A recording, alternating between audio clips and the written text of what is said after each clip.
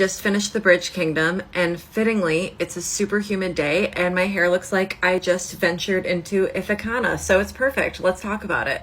The Bridge Kingdom came highly recommended on TikTok as a way to fill the gigantic void that Sarah J. Maas left in my heart when I finished her books.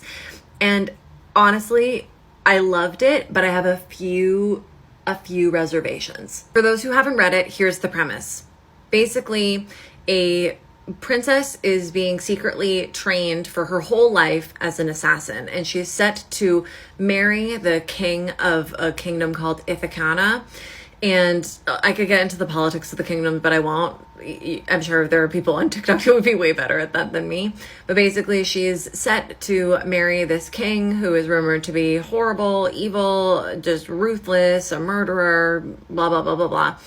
And she's been trained as an assassin to kill him. But classic enemies to lovers trope, which I love, she finds that things aren't really as they seem. And I'll leave it at that. Here's what I loved. I loved the protagonist, Lara. She really, really reminds me of Aelin. You know that I love a female assassin as the protagonist. She's freaking awesome. And I was also surprised multiple times, like similar to how Aelin would have schemes and strategies up her sleeve and it would all work out. Lara did that multiple times. There was actually one part at the end of chapter 1 that made me audibly gasp, and I was hooked. I also loved the character of Arryn, the king. I don't want to give anything away, but he's very well-rounded. He's a complex character. He's really fantastic. The writing is beautiful, like really, really beautiful.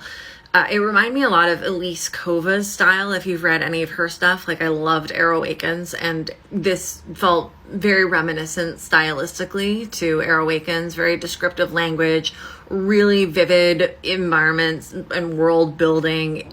Really awesome. I also love how the environment's this like lush tropical land with tons of water and gigantic poisonous snakes and really crazy, creepy, crawly creatures. It's cool because I feel like so often with fantasy world, there's that traditional kind of medieval type environment that you get, which I love, for the record, but this is different.